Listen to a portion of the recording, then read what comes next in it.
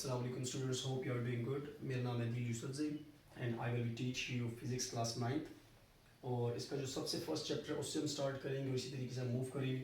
First chapter का name है chapter number 1 physical quantities and measurements. Before we start the topic physical quantities and measurements, हम देखें क्या पढ़ रहे हैं फिज़िक्स। तो सबसे पहले हमें फ़िज़िक्स का ही इंट्रोडक्शन करना है कि फ़िज़िक्स के बीच में आप क्या चीज़ डिटेल से पढ़ते हैं। सो मैंने यहाँ पर लिखा है 1.1 टॉपिक आपकी बुक का है इंट्रोडक्शन टू फिजिक्स। देखिए यही वाला टॉपिक आप लोग 9th में भी पढ़ेंगे, 10th में भी पढ़ेंगे, फर्स्ट ईयर, सेकंड ईयर और इसी तरीके से आपकी यूनिवर्सिटीज़ जितनी भी है वहाँ पर आप सारे के सारे फिजिक्स को भी डिटेल से पढ़ेंगे। इसलिए मैं यहाँ पर थोड़ा सा इसका इंट्रोडक्शन कर रहा हूँ आपके पास। सबसे पहली बात तो ये है कि आप लोग 8th क्लास में जो टॉपिक पढ़ते हैं वो आपके पास होता है साइंस। मतलब साइंस आपके पास एक सब्जेक्ट है और साइंस की आपके पास 3 कैटेगरीज की जाती हैं। उन 3 कैटेगरीज में एक आपके पास है physics, second one is chemistry and third one is biology. हमारा जो कंसर्न है वो फिज़िक्स के साथ है। तो physics is the branch of science. एक चीज़ तो हमें यहाँ पर कंफर्म होगी कि physics is the branch of science. Physics is the branch of science. ये तो हमारे पास इसका पहला पॉइंट है। सेकेंड पॉइंट ये कि फिज़िक्स जितनी भी टेक्नोलॉजी, जितनी भी साइंस है, चाहे वो मेडिकल की फील्ड हो, चाहे वो टेक्नोलॉजी की फील्ड हो, चाहे वो कम्युनिकेशन की फील्ड हो, चाहे वो ट्रांसपोर्टेशन की फील्ड हो, जितनी भी फील्ड्स हैं फिज़िक्स वहाँ पर अपना आप दिखाती है। तो सेकंड पॉइंट हम यहाँ पर ये लिखेंगे, physics is the mother of all sciences या रूट ऑफ ऑल साइंसेस भी आप बीच में लिख सकते हैं। अब यहाँ पर इसकी जो बेसिक डेफिनेशन है, अक्सर जो आपसे पूछी भी जाती है, जो बेसिक डेफिनेशन फिजिक्स की, उसको भी थोड़ा समझ लेते हैं। वो ये physics is the branch of science which deals with the study of physical universe. इसमें जो चीज़ें आप पढ़ोगे उसमें सबसे पहला आपके पास जो पॉइंट आता है वो है, इसमें आप पढ़ेंगे फिजिकल यूनिवर्स के बारे में। सेकेंड वन आप इसमें पढ़ेंगे मैटर के बारे में, study of matter. Third one आप पढ़ेंगे इसमें एनर्जी के बारे में।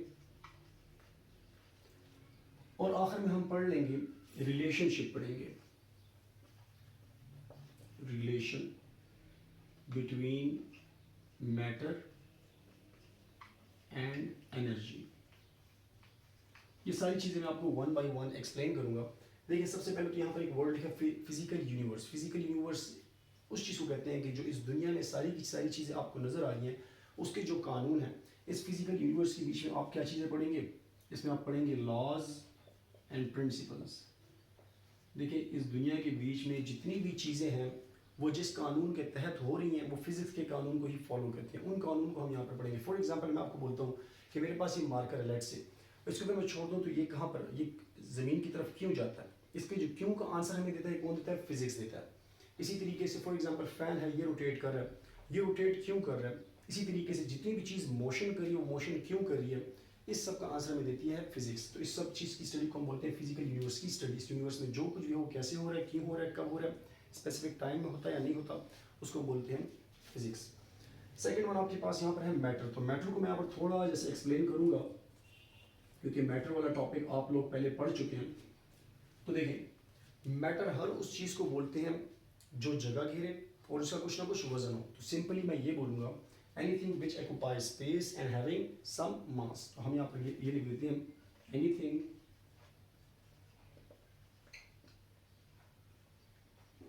which have mass and occupy space। Space के साथ मैं यहाँ पर लिख लेता हूँ वॉल्यूम भी। तो हर वो चीज़ जिसकी कुछ ना कुछ मास हो और या वो कुछ ना कुछ जगह घेरे तो हम उसको क्या बोलते हैं, मैटर बोलते हैं। अब देखा जाए तो यहाँ पर हमारे पास बहुत सारे, आपको जो भी चीज़ें नजर आ रही सारी की सारी मैटर्स ही हैं। फॉर एग्जांपल ये वाइट बोर्ड है, इस वाइट बोर्ड ने जगह भी घेरी हुई है और इसके साथ साथ इसका कुछ ना कुछ मास भी है। इसका मतलब कि ये वाइट बोर्ड हमारे पास मैटर है। मार्कर का भी कुछ ना कुछ वजन है, ये भी हमारे पास मैटर हो गया। इसका मतलब ये हमारे पास सॉलिड टाइप मटेरियल है तो ये हमारे पास मैटर है। वाटर की अगर एग्जांपल है तो वाटर भी देखें कुछ ना कुछ गिलास में जगह घेरता है। या फॉर एग्जांपल आप अगर पेप्सी वगैरह या 7 अप वगैरह लेने जाते हैं तो भी कुछ ना कुछ जगह घेरता ही है। तो आप सिंपली ये बोल सकते हैं कि वो भी क्या है, मैटर है। इसी तरीके से अगर गैसेस की बात करें तो गैसेस भी आपके पास मैटर है। क्यों? क्योंकि आप जब CNG फॉर एग्जाम्पल भरवाने जाते हैं तो उसको बोलते हैं कि 1 किलो 2 किलो 3 किलो जितना भी अमाउंट ऑफ कुछ ना कुछ अमाउंट आप उसकी लेते हैं। मतलब ये हो गया या फॉर एग्जांपल आपके पास अगर एक गैस सिलेंडर है तो उसमें भी आप एक ख़ास लिमिट की गैस भरवाते हैं, उसका भी एक वज़न होता है, उसकी ख़ास जगह होती है। तो इसका मतलब ये होगा कि गैस भी आपके पास एक फॉर्म ऑफ मैटर है। तो इस हिसाब से हम बोल सकते हैं कि मैटर की हमारे पास 3 स्टेट्स हैं, स्टेट्स ऑफ मैटर आपके पास हैं 3। तो मैं यहाँ पर लिख लेता हूँ स्टेट्स ऑफ मैटर। तो मैटर की हमारे पास यहाँ पर है 3 स्टेट्स, आपके पास एक है solid, next one is liquid और थर्ड वन इज गैस। अब वन बाय वन थोड़ा थोड़ा मैं यहाँ पर आपको बता रहा हूँ। ये क्यों बता रहा हूँ, इसका रीज़न एक आप याद रखना कि ये सारी की सारी चीज़ें आप कहाँ पर पढ़ेंगे, फिजिक्स में पढ़ेंगे। अब आपने एक चीज़ अगर फिजिक्स में पढ़नी है तो उसके बारे में आपको थोड़ा बहुत आइडिया होना चाहिए। हम इंट्रोडक्शन करें सब चीज़ों के बारे में। तो सॉलिड हर उस चीज़ को बोलते हैं जिसका फिक्स्ड मास होता है और फिक्स्ड वॉल्यूम होता है। मतलब ये होगा कि ये अपना ना ही तो वॉल्यूम चेंज करता है और ना ही तो अपनी मास को चेंज करता है। जैसे कि फॉर एग्जांपल ये वाइट बोर्ड है, अगर मैं इसको यहाँ पर छोड़ जाता हूँ तो एक हफ्ते बाद, एक साल बाद आऊँगा तो ये इसी हालत में यहाँ पर होगा। हाँ, अगर कोई एक्सटर्नल फोर्स हम इसके ऊपर ना लगे तो ये अपनी हालत में ही होगा। ना ही तो इसका मास चेंज हुआ होगा और ना ही तो इसका वॉल्यूम कम या ज़्यादा हुआ होगा। देखिए, वॉल्यूम इसका कम या ज़्यादा हो सकता है, उसका रीज़न एक है थर्मल एक्सपेंशन। अब थर्मल एक्सपेंशन क्या चीज़ है ये मैं आपको आगे 9 चैप्टर में जाके एक्सप्लेन करूँगा इंशाल्लाह। तो फिलहाल आप अपने माइंड में ये रखें कि जो सॉलिड है, सॉलिड के पार्टिकल्स बहुत ज़्यादा एक दूसरे से क्लोजली पैक्ड होते हैं। अगर मैं इसका स्ट्रक्चर बनाऊँ तो सॉलिड के जो पार्टिकल्स हैं, फॉर एग्जांपल ये हमारे पास एक ब्लॉक है और इसके बीच में सॉलिड के पार्टिकल्स हैं, इसको हम ऐसा कर लेते हैं कि बहुत ज़्यादा क्लोजली पैक कर लेते हैं। तो जो सॉलिड की पार्टिकल है, देखिए इसमें एम्प्टी स्पेसेस बहुत ज़्यादा कम है, इसमें एम्प्टी स्पेसेस नहीं होती और ये अपने जो इसके मॉलिक्यूल्स हैं वो जस्ट अपने अराउंड क्या करते हैं, वाइब्रेशनल मोशन करते हैं और एक दूसरे से दूर नहीं जाते, इसलिए इसकी जो शेप है वो फिक्स्ड होती है। लिक्विड की बात कर लें तो लिक्विड आपके पास ऐसा मटेरियल है जो कि मास तो उसका फिक्स्ड है लेकिन इसका जो वॉल्यूम है वो फिक्स्ड नहीं है। आपने नोट किया होगा, अगर हम पानी को लाजमी नहीं है कि आपके पास लिक्विड सिर्फ और सिर्फ पानी हो, आप शरबत ले सकते हैं, आप पेप्सी ले सकते हैं, कोई भी ड्रिंक आप ले सकते हैं, उसको आप किसी भी चीज़ में डालें। फॉर एग्जांपल मैं पानी को या किसी भी लिक्विड को ग्लास में डालता हूँ तो उस लिक्विड की शेप क्या हो जाएगी, लाइक अ ग्लास हो जाएगी। इसी तरीके से आप कोई भी लिक्विड ले लें, उसको बोतल में डालें, किसी भी चीज़ में, फॉर एग्जांपल आप फर्श पर ही डाल दें तो उसकी शेप किस तरह हो जाएगी, उसी टाइप की हो जाएगी जिसमें आपने उसको डाला है। तो यहाँ पर सिंपली मैं ये बोल सकता हूँ कि लिक्विड के पार्टिकल्स के बीच में थोड़ी बहुत स्पेसेस होती हैं और ये एक दूसरे के ऊपर क्या करती हैं, स्लाइडिंग करती हैं। तो हम यहाँ पर ये बोल सकते हैं, अच्छा ऊपर वाले के लिए मैं बताता हूँ, सॉलिड के जो पार्टिकल्स होते हैं वो वाइब्रेशन करते हैं और जो लिक्विड के पार्टिकल होते हैं ये स्लाइडिंग करते हैं। और अगर आप गौर करें तो यही वो रीज़न है जिसकी वजह से आप ज़्यादातर पानी के ऊपर स्लिप होते हैं। जब भी बारिश वगैरह हो जाती है तो उसके ऊपर जब मूव करते हैं उसी पानी के ऊपर, तो गाड़ियाँ वगैरह जो स्केटिंग करती हैं वो यही रीज़न है, क्यों, क्योंकि वाटर के ऊपर स्लाइडिंग ज़्यादा होती है। नेक्स्ट वन हमारे पास थर्ड वन है गैसेस। तो गैसेस के बारे में देखिए ये सिंपल है कि गैसेस के पीछे एम्प्टी स्पेसेस, गैसेस की जो पार्टिकल होती हैं उसके पीछे एम्प्टी स्पेसेस बहुत ज़्यादा होती हैं।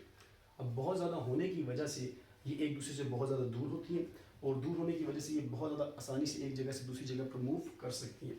तो मैं यहाँ पर इसकी अगर डायग्राम बनाना चाहूँ तो फॉर एग्जांपल मेरे पास ये एक ब्लॉक है और एक सिलेंडर आप ले लें या फॉर एग्जांपल कोई भी आप चीज़ ले लें, इसमें आपके पास जो गैस के पार्टिकल्स हैं, पहली बात तो ये कि गैस के पार्टिकल्स बहुत ज़्यादा थोड़े होंगे और ये रैंडम मोशन कर रहे होंगे, एक पार्टिकल इधर तो एक पार्टिकल इधर। तो मैं यहाँ पर ये बोल दूँ कि ये आपके पास जो मोशन कर रहे हैं ये आपके पास करते हैं रैंडम मोशन। अब रैंडम मोशन का मतलब ये है कि zig zag motion. For example ये बटरफ्लाई भी जिस तरह मोशन करती है। तो ये हमारे पास 3 स्टेट्स हैं मैटर की। तो हमारे पास है ये first state, second state, third state. अच्छा एक और स्टेट भी है जिसको हम बोलते हैं फोर्थ स्टेट ऑफ मैटर। आपको शुरू में पढ़ाई नहीं जाती लेकिन आप जैसे चैप्टर नंबर 7 में आ जाते हैं, बल्कि भी आपको फर्स्ट चैप्टर में पढ़ाई जाएगी आई थिंक, तो उस स्टेट का नाम है फोर्थ स्टेट ऑफ मैटर। हमारे पास है, मैं अलग से लिख रहा हूँ, फोर्थ स्टेट ऑफ मैटर है plasma. Plasma is the fourth form of या फोर्थ स्टेट ऑफ मैटर। अच्छा इसको एक सिंपल ये बोला जाता है कि जब भी आपके पास गैसेस का टेम्परेचर हम बहुत ज़्यादा हाई कर देते हैं, बहुत ज़्यादा हाई, और इसी तरीके से उसका प्रेशर बहुत ज़्यादा हाई कर देते हैं, तो वो जो गैसेस हैं वो आयंस में कन्वर्ट हो जाती हैं और उसी की जो आयनाइज्ड फॉर्म होती है, उसी गैस की जो आयनाइज्ड फॉर्म होती है उसको हम बोलते हैं प्लाज्मा। प्लाज्मा के बारे में एक चीज़ ये भी बताई जाती है कि प्लाज्मा इस दुनिया का सबसे ज़्यादा मैटर जो बना हुआ है वो किस, जो यूनिवर्स सबसे ज़्यादा बनी हो किससे बनी है, प्लाज्मा से बनी है। लेकिन हम अगर अपने इर्द गिर्द देखें तो हमें प्लाज्मा ज़्यादातर नज़र नहीं आता। फॉर एग्जांपल अगर मैं जितनी भी चीज़ें देखूँ ये तो प्लाज्मा नहीं है। तो प्लाज्मा आपके पास क्या, सन का अगर हम देखें तो सन हमारी अर्थ से बहुत ज़्यादा बड़ा है, तो हम सिंपली ये बोल सकते हैं कि जो सन है वो बना हुआ है किस चीज़ से, प्लाज्मा से बना है। इसी तरीके से आपके पास जो जितने भी स्टार्स हैं, सन भी एक स्टार है, जितने भी स्टार वो सारे के सारे प्लाज्मा से ही बने हैं। अर्थ के सेंटर में भी आपके पास क्या है, प्लाज्मा है। तो हम यहाँ पर ये बोल सकते हैं ओवरऑल कि आयनाइज्ड फॉर्म ऑफ गैसेस से आपके पास क्या बन जाता है, प्लाज्मा बन जाता है। तो आप अगर नोट करेंगे तो आप नोट करें कि आपके पास जो बुक है फिजिक्स की, उसके अगर शुरू में आप वो कंटेंट निकालें तो उसमें आपको पता चलेगा कि आपके पास 2-3 चैप्टर ऐसे हैं जिसमें लिखा हुआ है प्रॉपर्टीज़ ऑफ मैटर या थर्मल प्रॉपर्टीज़ ऑफ मैटर। तो आप वहाँ पर क्या चीज़ पढ़ेंगे, फिजिक्स के बीच में मैटर की स्टडी आप डिटेल से करने लगे। इसके बाद हमारे पास एक और चीज़ है, अभी मैं कहाँ पर हूँ, अभी मैंने जस्ट इन 2 पॉइंट्स को क्लियर किया। अब मैं आ रहा हूँ एनर्जी पर। तो एनर्जी के बारे में अगर यहाँ पर थोड़ी सी डिटेल एक्सप्लेन कर दें, एनर्जी के ऊपर स्पेशल अलग से चैप्टर्स भी आप लोग पढ़ेंगे।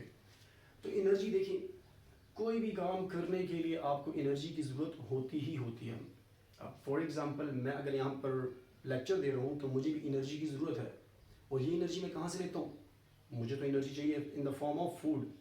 फूड मैं खाऊंगा, अब फूड में एनर्जी कहाँ से आएगी, फूड में एनर्जी आती है केमिकल एनर्जी, और ये वाली केमिकल एनर्जी फूड में कहाँ से, ये आती है सन से, वाटर से, और जो केमिकल रिएक्शन उसके बीच में हो रहा है, फोटोसिंथेसिस का जो रिएक्शन प्ले हो रहा है उसके बीच में, उसके ज़रिए उसमें एनर्जी बनती है। वो फूड फिर हम खाते हैं और वो फूड फिर हम यूटिलाइज करते हैं, हमारी बॉडी के अंदर हो रहे हैं बायोकेमिकल रिएक्शन, जिसको हम सिंपली बोल सकते हैं मेटाबॉलिज्म। और मेटाबॉलिज्म की फिर 2 टाइप्स हैं, एनाबॉलिज्म, कैटाबॉलिज्म, वो फिर अलग बायो का टॉपिक उसमें नहीं जाते। तो एनर्जी के ऊपर आते हैं। एनर्जी को आप सिंपली इस तरह डिफाइन कर सकते हैं, एबिलिटी टू डू वर्क, काम करने की ताकत को ही हम क्या बोलते हैं, एनर्जी बोलते हैं। Ability to do work, simple आप इस तरह से बोल सकते हैं, या capability of a body to do work, एक बॉडी की काम करने की ताकत को ही हम क्या बोलते हैं, एनर्जी बोलते हैं। अब एनर्जी के अगर मैं टाइप्स लूँ तो एनर्जी के हमारे पास बहुत ज़्यादा टाइप्स हैं। वैसे एनर्जी के बारे में बोला जाता है कि एनर्जी आपके पास सन से आती है, मेजर सोर्स ऑफ एनर्जी आपके पास क्या है, सन। अगर सन नहीं होगा तो प्लांट्स भी नहीं होंगे, और प्लांट्स नहीं होंगे तो जितने भी जानदार हैं कुछ टाइम में ये भी मर जाएंगे। तो हमारे पास जो मेन सोर्स ऑफ एनर्जी है वो क्या है, सन। तो sun is the main source of energy. ये अपने पास पॉइंट आप लाजमी नोट करें। सन को ऐसा करते हैं कि सन को लिख देते हैं रेड से, sun is the main source of energy. ये वाला पॉइंट हमें क्लियर हो गया। अब सन को हम एक और नाम देते हैं, जैसे हमारा जो सिस्टम है उसको हम बोलते हैं सोलर सिस्टम। सन को हम साइंटिफिकली बोलते हैं सोलर, साइंस की लैंग्वेज में। तो इसीलिए सन से जो एनर्जी हमें मिलती है उसको हम बोलते हैं, ऐसा करते हैं ब्लैक से लिख लेते हैं, उसको हम बोलते हैं सोलर एनर्जी। इसी तरीके से सॉरी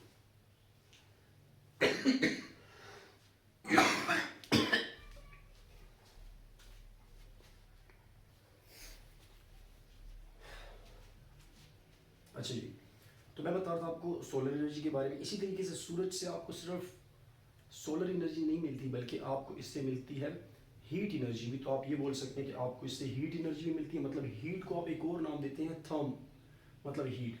तो गर्माइश आपको मिलती है आपकी बॉडी को, और जिसके ज़रिए आप सर्दी में सर्वाइव भी कर सकते हैं। तो हम यहाँ पर एक और नाम लिख लेते हैं थर्मल एनर्जी, थर्मल एनर्जी। इसी के साथ साथ अब मेरी आवाज़ आप तक पहुँच रही है थ्रू मोबाइल या लैपटॉप या कंप्यूटर, और आवाज़ एक जगह से दूसरी जगह पर जाती है, ये in the form of wave जाती है, और वो भी आपकी, और वेव क्या अपने साथ लेके जाती है, एनर्जी लेके जाती है। ये आगे आप 10th क्लास में डिटेल से पढ़ेंगे, टाइप्स ऑफ वेव्स। तो मैं आपको ये बता रहा हूँ कि साउंड भी एक क्या है, एनर्जी ही है। तो हम यहाँ पर ये बोल देते हैं कि साउंड एनर्जी है। इसी के साथ साथ हमारे पास जो मोशन की वजह से जो एनर्जी प्रोड्यूस होती है, आप लोगों ने नोट किया होगा कि पहले जब साइकिल होती थी हमारे वक्तों में, तो सोराब साइकिल थी, चाइना साइकिल थी। तो जो चाइना साइकिल होती थी उसके साथ डायनामो लगा होता था, और हम जब पैडल तेज़ मारते थे तो वो मोशन की वजह से वो उसकी गरारी घूमती थी, और वो आगे लाइट लगी होती थी और वो लाइट ऑन हो जाती थी। तो हमें ये समझ आती थी कि हम जितना पैडल तेज़ मारेंगे लाइट उतनी तेज़ चलेगी। तो मोशन की वजह से जो एनर्जी प्रोड्यूस होती है उस एनर्जी को हम बोलते हैं काइनेटिक एनर्जी। तो मैं यहाँ पर जस्ट इसका भी फिलहाल यहाँ पर नाम लिख लूँ, काइनेटिक एनर्जी। इसी तरह से पोजीशन के भी चेंज करने की वजह से एनर्जी प्रोड्यूस होती है। जब भी आप किसी चीज़ की पोजीशन को चेंज करते हैं तो उसके बीच में एनर्जी प्रोड्यूस होती है। फॉर एग्जांपल मेरे पास एक हथौड़ी है, हैमर है, और मैंने कील यहाँ पर रखी। उस हैमर को मैं यहाँ से उठाता हूँ, फॉर एग्जांपल उसकी ओरिजिनल लोकेशन यहाँ पर है, पोजीशन यहाँ पर। उस हैमर को मैं यहाँ तक उठाता हूँ, फॉर एग्जांपल ये हैमर यहाँ तक उठाया और यहाँ से इस कील के ऊपर मैं मारूंगा, तो आपको भी पता है कि कील बहुत ज़्यादा अंदर नहीं जाएगी, थोड़ी अंदर जाएगी। लेकिन पहले मैंने यहाँ तक किया, अब सेकंड केस में मैं ऐसा करता हूँ कि कील को मैं यहाँ तक लाता हूँ और फिर यहाँ से हैमर को दोबारा से रिपीट करता हूँ। देखिए मेरे पास एक हैमर है, हथौड़ी है, और उस हथौड़ी से मैं कील को मारूँ यहाँ से, इतने डिस्टेंस से जब मारूंगा तो ये कील इतनी अंदर नहीं जाएगी। अब अगर मैं ऐसा करता हूँ कि इस हथौड़ी को मैं यहाँ तक लाऊं और फिर मारूं इस कील के ऊपर, तो आपको भी पता है कि अब यहाँ से कील ज़्यादा अंदर जाएगी। तो डिफरेंस बीच में क्या है, जितनी मैं हाइट कम चेंज करूँगा उतनी कम एनर्जी प्रोड्यूस होगी, जितनी मैं हाइट ज़्यादा चेंज करूँगा उतनी यहाँ पर एनर्जी भी ज़्यादा प्रोड्यूस होगी। तो हमें यहाँ पर ये पता चलेगा कि जितनी एक चीज़ की आप ओरिजिनल पोजीशन चेंज करते हैं उसके बीच में उसकी जो पोटेंशियल एनर्जी है वो भी ज़्यादा होती है। तो पोजीशन की वजह से जो एनर्जी प्रोड्यूस होती है उसको हम बोलते हैं पोटेंशियल एनर्जी, पोटेंशियल एनर्जी। तो ये सारी की सारी आपके पास एनर्जी। इसी तरीके से अर्थ के अंदर भी हीट होती है, आपको पता है सबसे सेंटर में उसके होता है मैग्मा, और वो मैग्मा काफ़ी गर्म होता है, उसके ऊपर जो पानी होता है वो भी गर्म हो जाता है, उबलते हुए चश्मे भी हैं ज़मीन के ऊपर। तो उसकी गर्माइश की वजह से, ज़मीन की गर्माइश की वजह से जो हमें एनर्जी हासिल होती है उसको हम बोलते हैं जियो कहते हैं अर्थ को, जियोथर्मल। और थर्मल के बारे में मैं आपको पहले ही बता चुका हूँ, हीट कहते हैं। तो जियो ज़मीन की गर्माइश की वजह से जो एनर्जी प्रोड्यूस होती है उसको हम बोलते हैं जियोथर्मल एनर्जी। इसी के साथ साथ आपके पास हवा भी क्या करती है कि एनर्जी प्रोड्यूस करती है। अब हवा देखिए, एक तो थी air is the combination of gases, जिसको हमारे एटमॉस्फेयर में डिफरेंट टाइप ऑफ गैसेज हैं, नाइट्रोजन सबसे ज़्यादा है, ऑक्सीजन, कार्बन डाइऑक्साइड। तो ये हमारे पास काफ़ी गैसेज हैं। ये गैसेज क्या करती हैं, हमारे सांस लेने में मदद करती हैं। लेकिन जब यही गैस के मॉलिक्यूल्स एक जगह से दूसरी जगह पर मूव कर रहे होते हैं तो इसको हम बोलते हैं विंड बोलते हैं। क्या बोलते हैं, विंड। और सिंपल आप ऐसा बोल सकते हैं कि चलती हुई हवा को हम क्या बोलते हैं, विंड बोलते हैं। तो ये विंड भी क्या प्रोड्यूस करती है, एनर्जी प्रोड्यूस करती है। इसकी एग्जांपल आप ऐसे ले सकते हैं, जो बोट्स होती हैं, जो कपड़ा टाइप उन्होंने लटकाया होता है, तो वो उसी हवा के जरिए क्या होती है, मूव कर। इसी तरीके से जो विंड टर्बाइंस होते हैं, आपने नोट किया होगा कि कुछ इलाकों में, पाकिस्तान में तो बहुत कम है, इस टाइप के कुछ पंखे लगे होते हैं और ये मूव कर रहे होते हैं, यहाँ पर विंड टर्बाइंस लगे होते हैं और फिर जनरेटर लगा होता है। तो इससे जो एनर्जी प्रोड्यूस होती है हवा के जरिए, तो ये क्या कर, ये हमारे पास कौन सी है, विंड एनर्जी। मैं यहाँ पर लिख रहा हूँ विंड एनर्जी। तो अब जो मेरे माइंड में छोटी मोटी एग्जांपल्स आ रही थी एनर्जी की, वो मैंने आपको बता दी, टाइप्स ऑफ एनर्जी की। तो ये सारी की सारी एनर्जीज आप किस में पढ़ेंगे, ये आप पढ़ेंगे फिजिक्स में ही पढ़ेंगे। ये जस्ट मैं आपको इसका बता रहा हूँ कि आगे आप ये चीज़ें पढ़ने वाले हैं। और आप अपनी बुक अगर देखेंगे तो उसके पीछे काफ़ी टॉपिक्स आपको ऐसे नजर आएंगे जो एनर्जी से रिलेटेड होंगे। और एनर्जी को हम क्यों पढ़ रहे हैं, ऐसा क्या खास है, इसलिए क्योंकि अगर एनर्जी नहीं होगी so we can not talk, we can not walk, we can not run, we can not write, we can not listen even. सही है। अच्छा, जब लास्ट इसमें एक पॉइंट है, अभी मैंने ये वाला पॉइंट क्लियर किया, सही आपको। अब नेक्स्ट वाला है relation between matter and energy. मतलब इन सब चीज़ों के बीच आपस में क्या ताल्लुक है। देखिए एक इक्वेशन आपके पास है, आइंस्टाइन एनर्जी मास इक्वेशन या मास एनर्जी इक्वेशन। तो आइंस्टाइन ने एक इक्वेशन दी थी, मैं वो इक्वेशन जस्ट यहाँ पर लिख रहा हूँ, एनर्जी मास इक्वेशन। ये एक इक्वेशन है जो आइंस्टाइन ने दी थी और ये इक्वेशन मैं यहाँ पर लिखता हूँ। ये इक्वेशन है E = mc²। अब देखिए इसमें जो आपके पास सारे टर्म्स लिखे हैं, वन बाय वन आपको बताता हूँ। ये जो E है ये आपके पास क्या है, एनर्जी है। M आपके पास है मैस। स्मॉल c, ये स्मॉल c है, कैपिटल C आपने नहीं लिखा ना। Capital C is the symbol of charge, coulomb जिसको हम बोलते हैं। वो आप 10th क्लास में पढ़ेंगे या सेकेंड ईयर में पढ़ेंगे, ये मैं बेसिक से समझा रहा हूँ। सही है। इसी तरीके से ये आपके पास जो स्मॉल c है, this is the symbol of speed of light. और स्पीड ऑफ लाइट कितनी होती है बताएं, तो मैं लिख देता हूँ यहाँ पर 3 × 10⁸ मीटर पर second. Nothing can approach with the speed of light. इस दुनिया में जो सबसे ज़्यादा फास्ट स्पीड है वो किस चीज़ की है? लाइट की। लाइट से कोई भी स्पीड आगे नहीं जा सकती, किसी भी चीज़ की स्पीड ज़्यादा नहीं हो सकती। और हमने जो अभी तक सबसे ज़्यादा स्पीड देखी हो किसकी देखी? लाइट की देखी है। साउंड की स्पीड हम अक्सर सोचते हैं, लेकिन साउंड की जो स्पीड है वो टेम्परेचर पर भी डिपेंड करती है। और सिंपली आप ये बोल सकते हैं कि जो साउंड की स्पीड है वो 332 मीटर पर सेकेंड है, जबकि ये आप देखिए 3 मल्टीप्लाई 10⁸ मीटर पर सेकेंड, बहुत ज़्यादा। और ये जो आपको छोटा सा 2 नज़र आ रहा है आपके पास, क्या एक्सपोनेंट है, उसका भी आप स्क्वायर ले लें, मतलब जिसको हम बोलते हैं पावर भी बोल सकते हैं। इस इक्वेशन के मुताबिक हम ये बोल सकते हैं कि energy can be converted into mass, energy can be converted into mass and mass can be converted into energy. But इसमें एक शर्त है जिसको हम इग्नोर करते हैं, हमें इस स्टेटमेंट को इस तरीके से नहीं लेना चाहिए। हमें यहाँ पर स्पीड ऑफ लाइट का विषय लाजिम बताना चाहिए। तो स्पीड ऑफ लाइट को अचीव करना अभी तक पॉसिबल नहीं हुआ, तो इस वजह से इस इक्वेशन के ऊपर काफ़ी एतराज़ात भी होते हैं। लेकिन अगर हम नोट करें ना, तो हमारे पास मास की अगर हम कोई एग्जांपल लें, मास को तो हम आसानी से किसमें कन्वर्ट कर सकते हैं? एनर्जी में। फॉर एग्जांपल मेरे पास एक कुर्सी है और मैं बोलता हूँ कि आप इसको एनर्जी में कन्वर्ट करो। How you will do it? आप सिंपल ऐसा करेंगे, उसके ऊपर पेट्रोल फेंकेंगे, तीली लगाएंगे, उसके ऊपर फेंकेंगे और वो जल जाएगी और वो किसमें कन्वर्ट होगी? राख में, ऐश में कन्वर्ट होगी। अब आप ये समझेंगे कि ये तो मैंने मास को किस में कन्वर्ट कर दिया? एनर्जी में कन्वर्ट कर दिया। मतलब आपने तो इसको ख़त्म कर दिया। आपने उसको ख़त्म नहीं किया, बल्कि आपने उस मास को डिफरेंट फॉर्म्स ऑफ एनर्जी में कन्वर्ट कर दिया।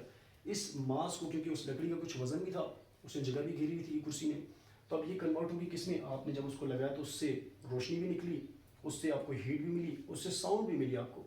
तो आपने उस मास को डिफरेंट फॉर्म्स ऑफ एनर्जी में कन्वर्ट कर दिया। ये तो पॉसिबल है, लेकिन इसका रिवर्स प्रोसेस काफ़ी ज़्यादा मुश्किल है। देखिए, जिस तरह कुछ होते हैं नेचुरल प्रोसेसेस, अब अगर इस मार्कर को मैं यहाँ से छोड़ दूँ तो ये ऑटोमेटिकली नेचुरल प्रोसेस है कि ज़मीन की ग्रेविटी की वजह से नीचे ही आएगा। इसमें मुझे कुछ एनर्जी प्रोवाइड नहीं करनी पड़ रही, ये नेचुरल प्रोसेस है। इसमें आपके पास जो ग्रेविटी की वैल्यू है वो क्या होगी? पॉजिटिव होगी।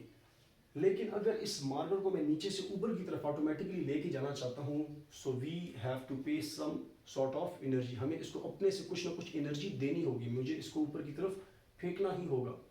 तो यहाँ पर जो एनर्जी हम प्रोवाइड कर रहे हैं वो एक्स्ट्रा एनर्जी हम इसको प्रोवाइड करेंगे और तब जाके ये इस चीज़ को कवर अप करेगा।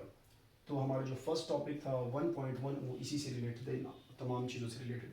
अब इसी के साथ एक और चीज़ है कि फ़िज़िक्स हमारी साइंस में क्या क्या रोल अदा करती है। तो देखिए, मैं यहाँ पर छोटी सी जगह यहाँ पर बच गई, इसी में इस चीज़ को मैं कवर अप कर रहा हूँ कि फ़िज़िक्स और साइंस का आपस में क्या ताल्लुक है, या physics how physics play vital role in our daily life. तो मैं इसको ज़रा कवर अप करता हूँ, मैं पॉज करता हूँ।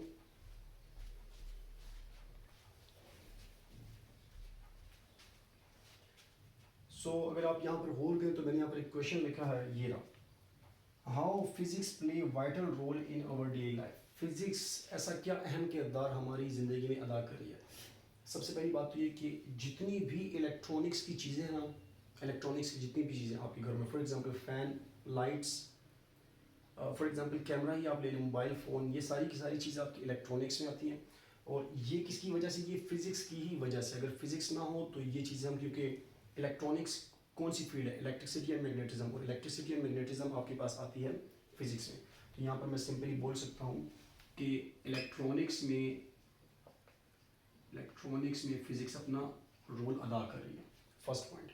सेकंड पॉइंट हम ये लेते हैं कि इलेक्ट्रॉनिक्स की एक और टाइप ले लेते हैं, कम्युनिकेशन। आप एक दूसरे से जो रब्ता करते हैं, फॉर एग्जांपल मोबाइल फ़ोन के थ्रू आप रब्ता करते हैं, आप इंटरनेट के थ्रू वीडियो कॉल्स वगैरह करते हैं, आप इसी तरीके से एक दूसरे को फैक्स वगैरह कर सकते हैं, ईमेल्स वगैरह सेंड कर सकते हैं। ये किसकी वजह से? इंटरनेट की टेक्नोलॉजी की वजह से। और इंटरनेट की जो टेक्नोलॉजी है ये सारी की सारी किस में आती है? फिज़िक्स की ही फील्ड है। तो हम यहाँ पर बोल सकते हैं कि जो कम्युनिकेशन आप करते हैं, कम्युनिकेशन, ये भी किसकी वजह से? फिज़िक्स की ही वजह से पॉसिबल हुई है। इसके बाद आप एक जगह से दूसरी जगह पर ट्रैवल करते हैं थ्रू व्हीकल्स, गाड़ियों के थ्रू। फॉर एग्जांपल आप बाइक यूज़ करते हैं, कार यूज़ करते हैं, ट्रक